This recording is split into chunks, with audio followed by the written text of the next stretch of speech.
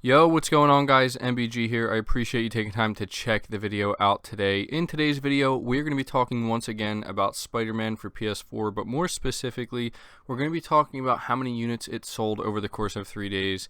And to bring it back to Xbox, I want to talk yet again about why I think Phil Spencer, Team Xbox, and Microsoft in general should be paying close attention to the success that games like Spider-Man, and not just Spider-Man, but also God of War and even Horizon Zero Dawn have found this generation, and why I think that there is a lot that they can learn from it, what they can learn from it. But I have to say that I understand that there maybe are some Xbox guys or girls listening right now that feel as though recently I've been a little bit too hard on Xbox, but you have to understand I'm this hard on Xbox because I care. And I want to see them do better, because I think we all know that Microsoft can do better in terms of first-party games. And I know to some people it may sound like I'm beating a dead horse, but I really don't think I am.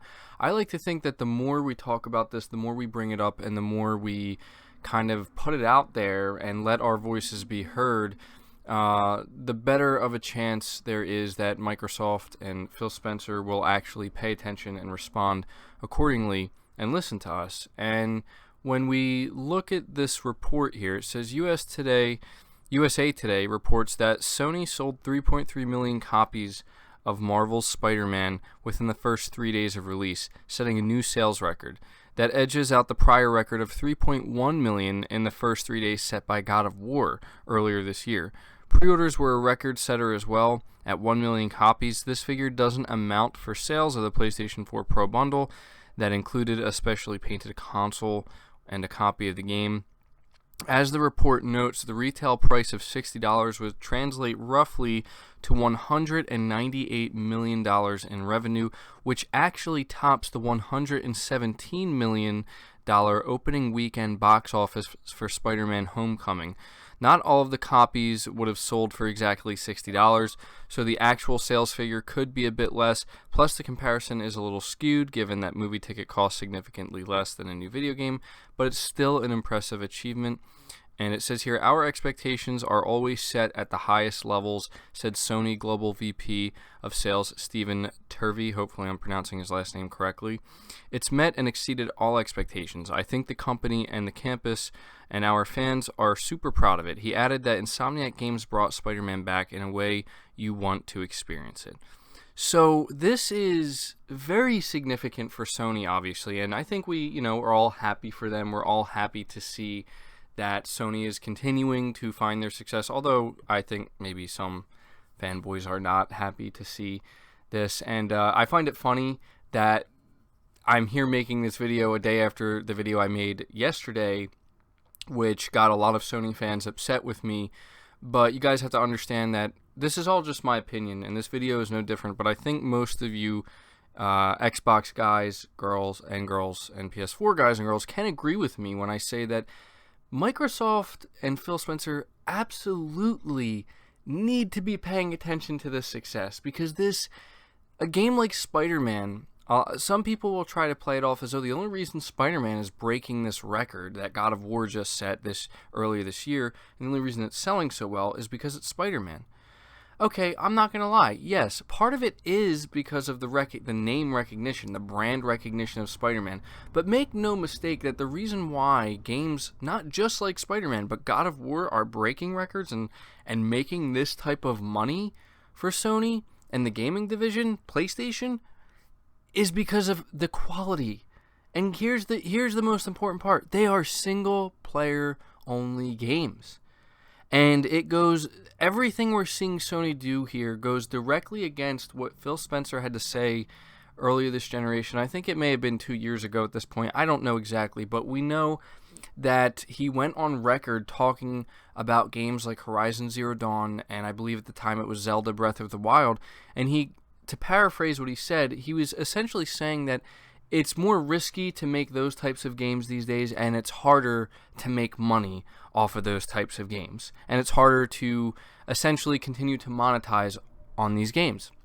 And a lot of people had a problem with this, rightly so, because frankly, Phil is wrong with that. He's dead wrong, and it's just one of those things where I hope after seeing how well, not just Horizon Zero Dawn, because that was the game that released at the time, but seeing how Sony is continuing this trend of success with games like Horizon Zero Dawn, single player only, God of War, single player only, and now Spider-Man, single player only. I really hope he's paying attention. And here's the thing. I think he is. I think when we look at the studio acquisitions, looking at Ninja Theory specifically, and hearing what they want to do with a studio like The Initiative, and hearing that they're letting Playground Games work on what we assume is Fable, the next Fable, Fable 4, hearing these things gives me a lot of hope that they are definitely paying attention, because it would blow my mind if Microsoft and Phil Spencer could be looking at this type of success and seeing the type of money that Sony's raking in right now, and most importantly, clearly seeing that this is what gamers want. It would blow my mind to think that they're looking at this and deciding, yeah, no, let's not try to pursue that. And I'm not saying they have to copy Sony. I'm not saying they need to make their own God of War and they need to make their own Spider-Man. I mean, to an extent, maybe they could consider trying to do something similar to that. But ultimately, what it really comes down to is they need to understand the importance of quality, AAA, single-player experiences within the gaming industry. They really need to understand this, and they really need to do something about it, because we're seeing not only Sony find success with this, but also Nintendo. But Sony is definitely the standout, because they are kind of surprising people. They are surprising people. At least it's a surprise to me, and it should be a huge surprise to Microsoft that they are consistently able to make this amount of money to find this type of success within the single player game space in 2018 and in 2017 as well. And I just hope that Phil has gotten the message loud and clear, if not from the fans of his own platform, but from seeing and witnessing what Sony is doing, that single-player games are alive and well, and regardless of what trends or what seem to be some trends with live service games, they have their place. Of course, I love multiplayer games. Most of my games I play are multiplayer, but I absolutely need those single-player experiences within my gaming life as well, and they are some of the most memorable, and I never want to see them go away, and I don't think anybody wants to see them go away as well. And seeing that Sony is here proving with numbers, and that's the important thing here, like this isn't just talk, like these are actual numbers, tangible numbers, how much money they made, how many sales. Some people will say that this stuff doesn't matter, but you need to understand that to these companies, Sony, Microsoft, and even Nintendo, money is what matters most to them, and they're going to chase the money, okay? So when we see a company like Sony finding success when it comes to money in this area, and gamers, I think we can all agree, are happy to see them find this type of success in this area.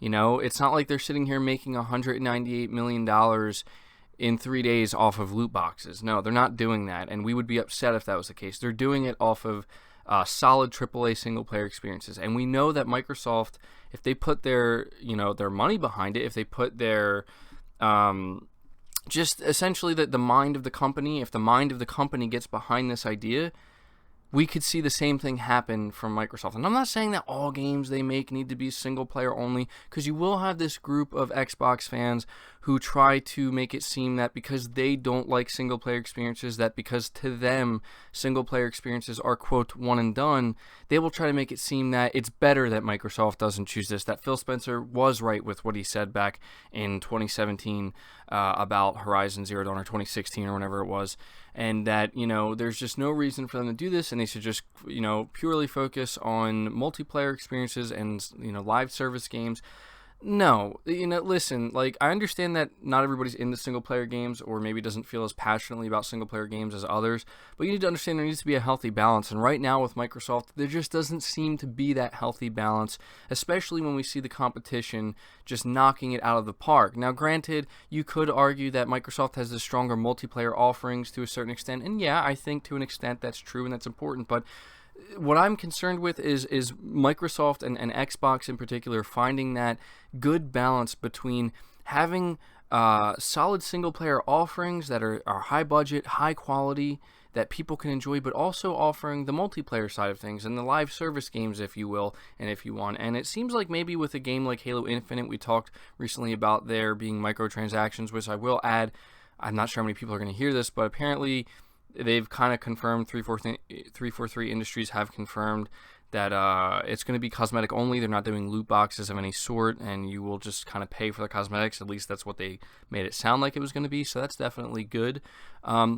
But it seems like with Halo Infinite, it could be Microsoft trying to find that balance between how do we make a game that has an amazing, fantastic single player with the AAA quality, but also a robust multiplayer offering that can also be a live service that people can continue to come back to and play for years and years, because that can be a reality. That can be a thing. We've seen Grand Theft Auto 5 do it. We've seen many other games do it.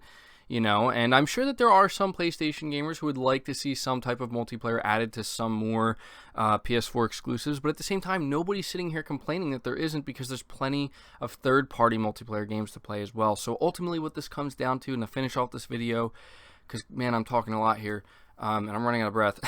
To finish this off, Microsoft and Xbox and Phil Spencer, they need to be paying attention to these numbers to see that when you get a quality developer to make a high-quality AAA single-player experience, you can find monetary success, because we all know that that's what these companies are after. But at the same time, and this is the most important part, you can make the gamers very, very, very happy, because gamers will gladly pay $60 for an experience like this.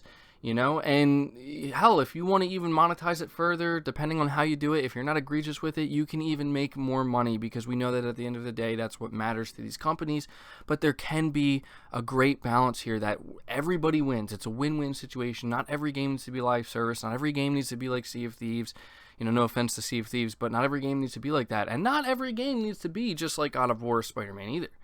Microsoft needs to find this balance, and it's hard to say if we're going to see them find this balance or strike this balance, or maybe they can at least get closer to that balance before the end of this generation. But something tells me that Phil, at this point, has to be taking notes. He has to be seeing the strategy that Sony has implemented and the success they are finding with it, and telling himself, we have to pursue this. Even if it's not, it doesn't come to fruition until next gen, it doesn't matter. You need to pursue it. You cannot continue to let Sony and Nintendo have this kind of success and tell your fan base that you think it's too risky or it's not as easy to find success. Like, no, you can do it. I know you can. We all know you can. We want you to do it. We will pay for those experiences. Just make sure the high quality, and the gamers will come. Anyway, that's going to do it for the video, guys. I hope you did enjoy it. Let me know your thoughts in the comments below. I will be very interested to see what you have to say. Leave the video a like if you did enjoy it, or if you agree with what I had to say. It really helps it out. If you are new and haven't already, also consider subscribing to the channel if you want more Xbox and game related content just like this. But until next time, guys, take care.